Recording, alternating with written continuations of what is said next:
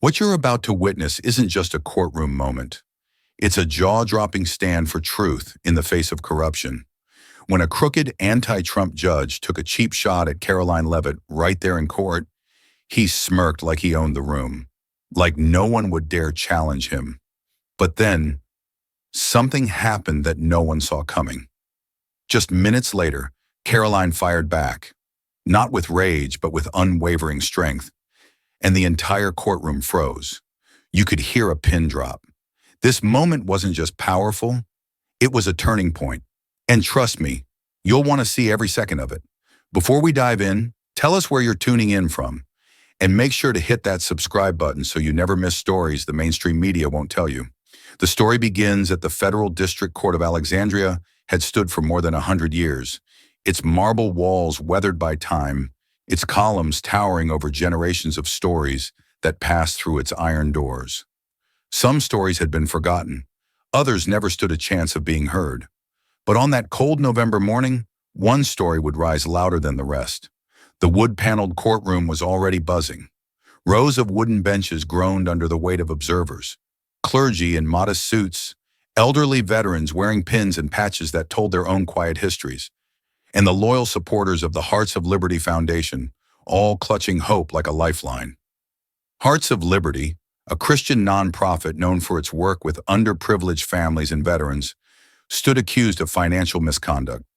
Misappropriation of funds, they said. But those who had benefited from the foundation knew better. This wasn't about money. This was about power, about silencing voices of faith, patriotism, and charity in a country that once celebrated them. And presiding over the case, the infamous Judge Malcolm Holloway. To most in the room, Holloway's name already left a bitter taste. He was a relic of a different agenda, appointed during a time when religious liberty was openly mocked by the media elite and patriotism was treated as a punchline. He had ruled against prayer in public spaces, ordered crosses removed from county courthouses, and once called public displays of faith a hindrance to civil neutrality. But this morning, the judge's usual smug calm was already cracking. The heavy oak doors creaked open, and in walked Karoline Leavitt. Dressed sharply in navy and white, a leather binder tucked firmly under her arm, she moved with a calm authority that immediately drew every eye in the room. She was just 27 years old, but her presence carried more weight than half the men seated in the front rows. She didn't look left or right. She didn't need to. Everyone already knew why she was there. The bailiff rose and called for silence, but the murmurs didn't cease. Not entirely. You could hear a name being whispered over and over. Karoline Leavitt. That's her. As she approached the witness area, Judge Holloway, already seated at his towering bench, took one look at her and leaned forward, tapping his gavel slowly, like a predator circling its prey. He didn't wait for formalities. Well, well, he said, his voice slick with disdain.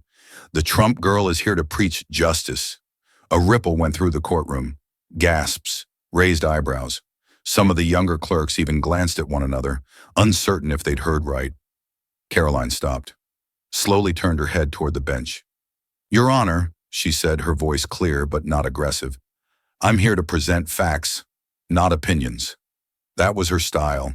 Not dramatic, not loud, but calm, purposeful. Judge Holloway smirked. Save the theater for your campaign rallies, Miss Leavitt. This is my courtroom, and in here, your credentials mean nothing. The words hung heavy in the air.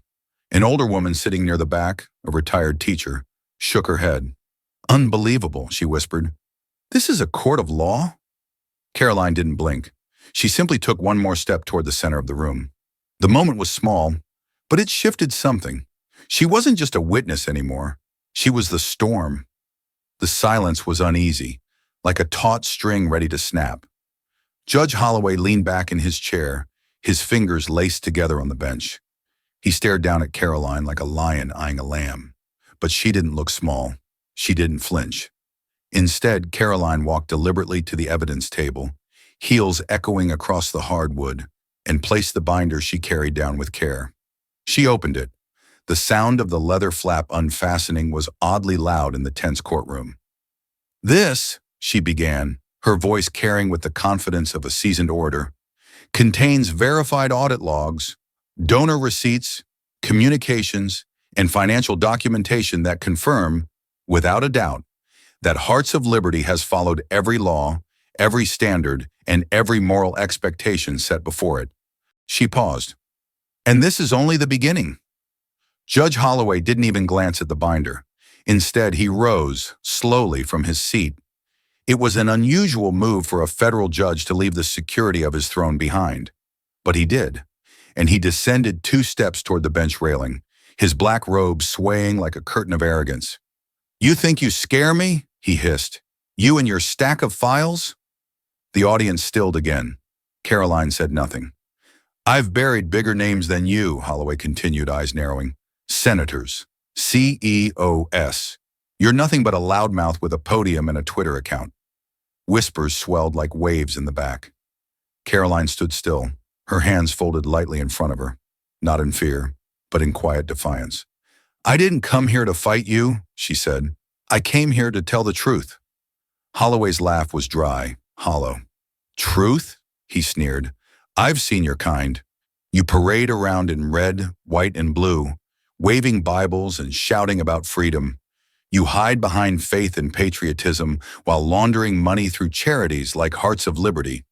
He spat the name like it was poison. And that's when the room broke.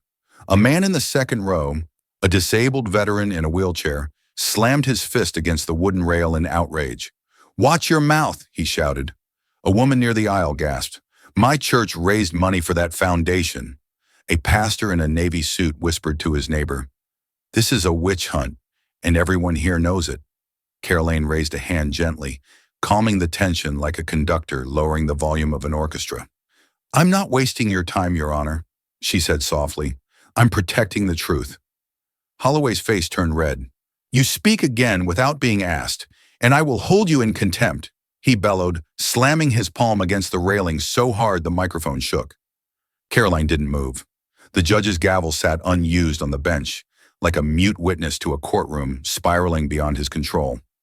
Holloway was breathing hard now, no longer the composed wielder of institutional authority, but a man whose armor was cracking in real time. Karoline's words had struck him harder than any shouted protest ever could. She didn't rage, she didn't falter, and yet her calm defiance had ignited something in the room, something irreversible. "Contempt for what?" she had asked him. "Presenting evidence? Telling the truth? Or are you afraid the truth might expose something you're trying to hide?" The audience was silent, the kind of silence that comes not from peace, but from pressure. Everyone was waiting to see which way the weight of justice would tip. Judge Holloway tried to recover his composure, stepping back toward the elevated bench as though regaining height would help him reclaim power. "I will not allow my courtroom to become a stage for baseless political theater," he snapped, but there was no thunder left in his voice. "This is not Fox News. This is not one of your rallies. This is federal court." Karoline didn't move. She simply opened the top flap of the binder and pulled out a single document, neatly clipped, crisp white against the deep leather. "If that's your concern," she replied, "then I suggest you read this. Because this document doesn't come from a rally.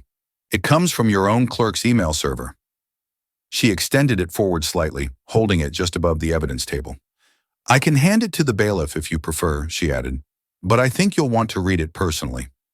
The judge stared at it like it might bite him, but he didn't take it. "I won't entertain documents you haven't submitted through proper channels," he said, retreating behind legal formality like a man clinging to a crumbling raft. "The document was submitted during discovery," Karoline said calmly, "and acknowledged by the court on September 28th. From the side of the room, the young female defense attorney, who had remained respectfully quiet, stood at last. "Your Honor, the document in question is part of our verified discovery log," she said firmly. "It was admitted under Exhibit F, page 16. Holloway's jaw twitched. Karoline placed the document on the table gently. Then she looked up, not at the judge, but at the gallery. Her gaze found a woman in the third row, elderly, quiet, wrinkles deep with age and memory.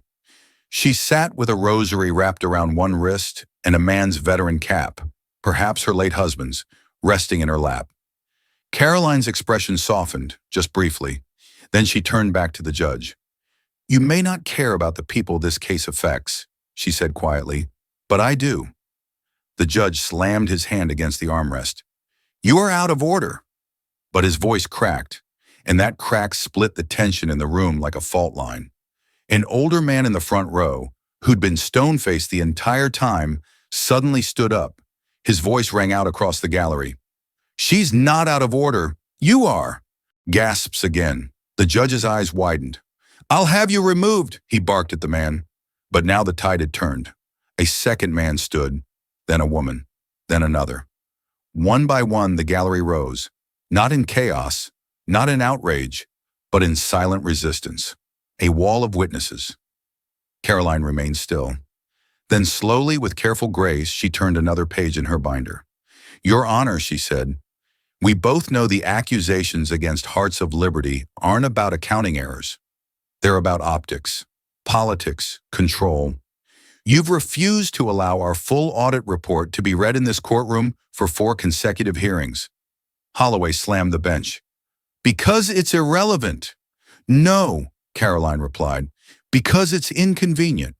And then she took a breath, not rushed, but steady, grounded.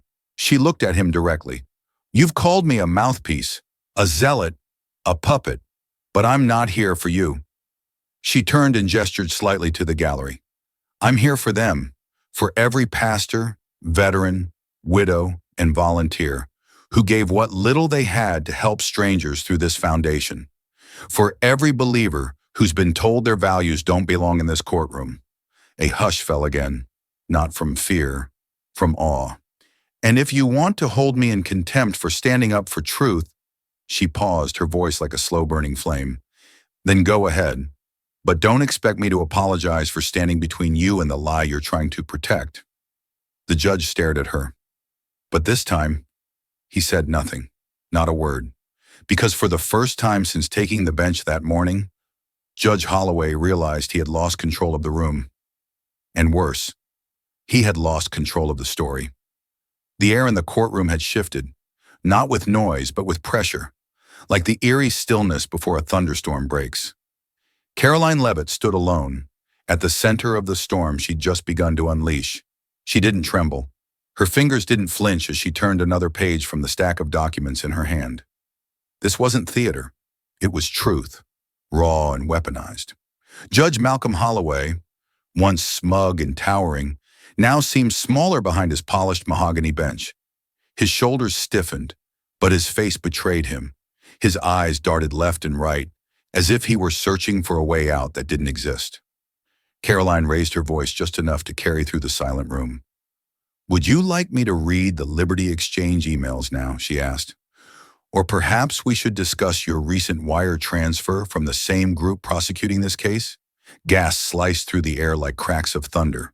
A woman in the gallery covered her mouth. A man dropped his pen. Several audience members instinctively reached for their phones, unsure whether to call someone or hit record. The judge's gavel was still. His mouth, too. "You're lying," Holloway said, but his voice was no longer a bark. It was a tremor. "This is fabricated. You're trying to distract from the charges." Karoline took one step forward. "August 3rd, she said, her tone steady, razor sharp. "A transfer of $85,000 to an offshore account in the Cayman Islands. The same day you blocked the religious exemption filings in the Stanton case. Coincidence?" The courtroom erupted. A reporter in the back dropped her notepad and lunged forward with her camera. "Did she just say?" Someone whispered loudly.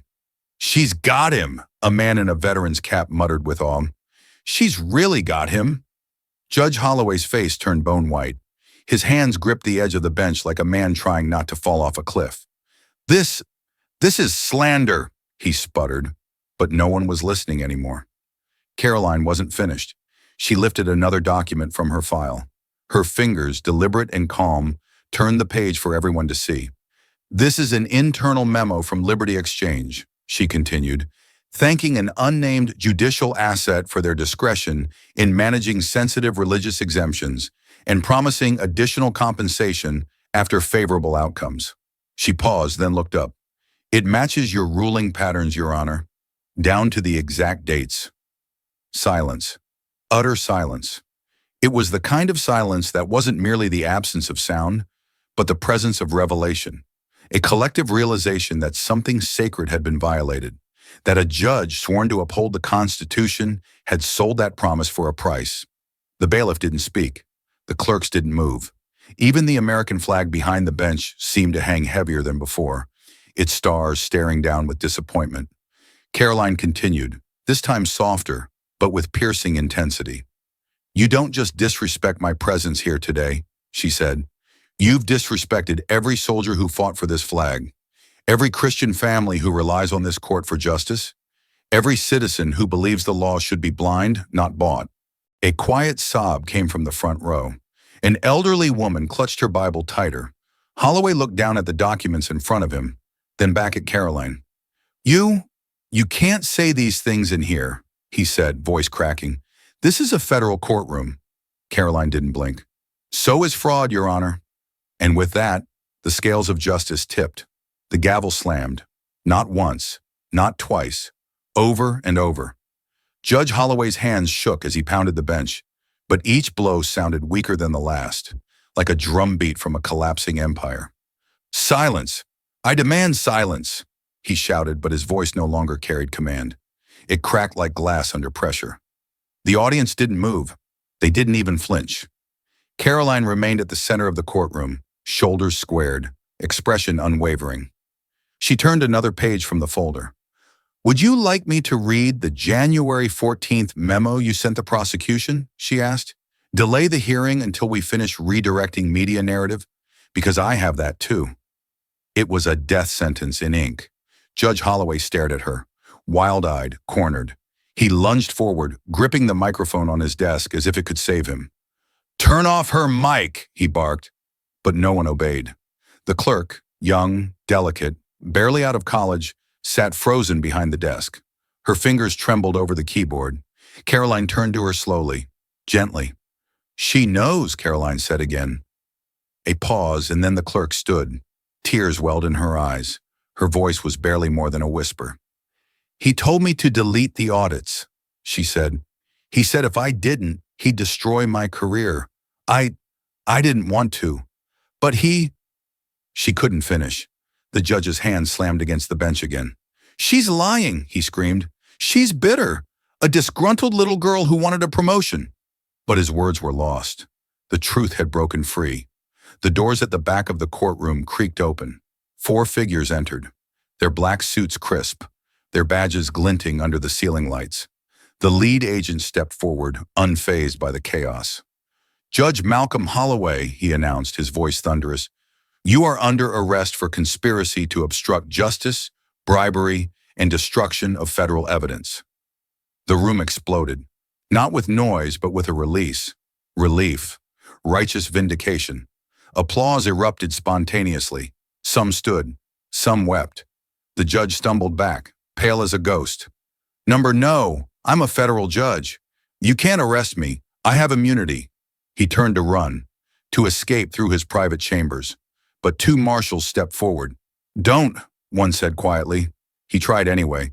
He lunged for the side door, but slipped and fell, flat onto the marble floor. His robe sprawled like a shroud around him. The gavel, long forgotten, rolled off the edge of the bench and shattered in 2. That sound, so symbolic, was followed by gasps, murmurs, and a voice from the gallery that cut through everything. He destroyed his own symbol, said a man, just like he destroyed the truth. The marshals picked Holloway up, handcuffed him. You'll pay for this, he hissed at Karoline, venom in his voice. All of you, you've ruined me. But Karoline didn't look triumphant. She looked calm, steeled, resolved. You ruined yourself, she said. I just turned on the light. The agents led him out. The courtroom watched silently as the man who once ruled with arrogance and cruelty was walked down the aisle like a prisoner, because he was. And at the center stood Karoline Leavitt, a daughter of New Hampshire, a woman of conviction, a voice they couldn't silence, and a truth they couldn't bury. And as the great wooden doors of the courtroom creaked shut behind Judge Holloway, now a disgraced figure in cuffs, a quiet stillness settled over the room. The kind that follows a storm. The American flag above the bench fluttered lightly in the air-conditioned draft, no longer a symbol behind corruption, but behind reckoning. The gavel, still broken in two on the floor, lay like a relic from a regime that had fallen, silent, powerless. Karoline Leavitt stood at the center of it all. The storm hadn't swept her away. It had sharpened her. She didn't cheer. She didn't cry. She didn't bask in vindication. She simply turned. To the stunned audience, the broken silence, the tired faces of the faithful who had spent months hoping someone would speak for them. And she spoke. "There are others like him," she said. Her voice was quiet but resolute. This wasn't justice. This was just the beginning of it. Then she closed the binder in her hands, the same one she had walked in with, and handed it directly to the federal agent now leading the investigation. "These aren't just names," she told him. "They're connections, patterns, evidence. 7 other judges linked to Liberty Exchange. 7. The agent nodded, lips pressed in a grim line. "We'll follow every lead," he said. Karoline didn't smile. "Good," she replied, "because the American people deserve the truth, all of it." As the last agents exited the courtroom with Holloway in tow, the audience rose, not with wild applause, but with something deeper: honor, reverence, unity. And among them stood a man, stooped in age but dignified. His hands trembled as he pulled off his cap, revealing the faded stitching across the front. "Korea, 1952. He stepped forward, his gait slow but unwavering. And when he reached her, he lifted his hand in a salute, his fingers shaking, but his intent as sharp as it had been on the battlefield. "You stood up when others wouldn't," he said, his voice cracked by age but strong with emotion. "That matters more than you'll ever know." Karoline lowered her head in acknowledgement. No words, just gratitude. Outside, a sea of reporters and cameras had already gathered. Microphones pointed like bayonets. Live feeds streamed to every major network. But the first voice that rose wasn't from the press. It was from the people. The crowd, gathered under a cloudless sky, began to chant, "Karoline, Karoline!" But she raised her hand gently. The noise quieted. Reporters surged closer. "Miss Leavitt," one called, "how do you respond to Judge Holloway's arrest? Was this political?" Karoline stepped up to the podium, her binder still clutched against her chest like a shield of truth. Her eyes scanned the crowd, not the cameras, the veterans, the church families, the working-class citizens, the mothers holding homemade signs that read, "Faith still matters. Justice for the forgotten." Then she spoke. "Today we proved something. We proved that no one, not even those who wear the robe, is above the law. We didn't just defend a charity, we defended the Constitution." She paused. Let the weight of her words settle. "But make no mistake, this isn't the end.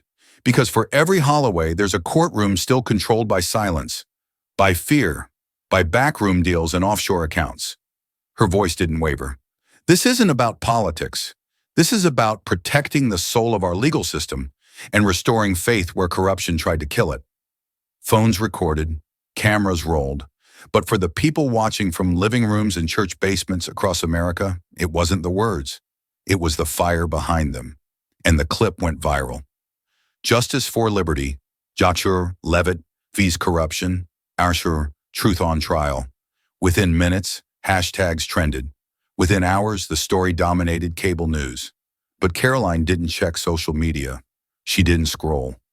She quietly handed over the final sealed envelope to the agent by her side. "It names the 7 judges," she said. "It includes their donors, their rulings, and where the money went." The agent raised his eyebrows. "And you're sure?" She nodded. "I've triple-checked everything. They use the same template, same excuses, same playbook." He stared at her for a moment, then nodded with approval. "Then I guess we better get started." Hours later, the courthouse slowly emptied. Protesters and supporters dispersed. News vans packed up. The sun had begun to set, casting long shadows across the marble steps where Karoline now sat alone, her hands folded on her lap. She wasn't alone for long. The defense attorney from the Hearts of Liberty case, young, sincere, still emotional, sat down beside her. "You didn't just win a case," she said quietly. "You made history." Karoline smiled faintly but shook her head. "This isn't about me," she said. This is about the people who finally saw justice, the ones who gave to a cause they believed in, who prayed in silence when no one would listen, who stood alone when it wasn't safe to. She opened her phone for the first time that day. Notifications flooded the screen, calls from senators, media outlets, even whistleblowers. But she wasn't reading comments. She opened her Bible app instead, instinctively. Her fingers scrolled to a verse she hadn't thought about in years. Let justice roll down like waters, and righteousness like an ever-flowing stream. A tear slipped down her cheek, not from pain, from peace. For a brief moment, the burden didn't feel so heavy. Later that night, she stepped into her modest home outside D.C. The lights were soft. Her husband stood in the kitchen, holding their 8-month-old son. "You did it," he said, his voice full of pride. She smiled, kissed her child's forehead, and exhaled. Finally. "I didn't do it alone," she said. As she rocked her son to sleep that night, her eyes drifted to the window. Somewhere out there, courtrooms were still in session, still twisting justice, still silencing the innocent. But tonight, one voice had shattered the silence. And tomorrow, she'd be back, because real justice doesn't live in headlines. It lives in the hearts of those brave enough to fight for it, again and again. And Karoline Leavitt was just getting started.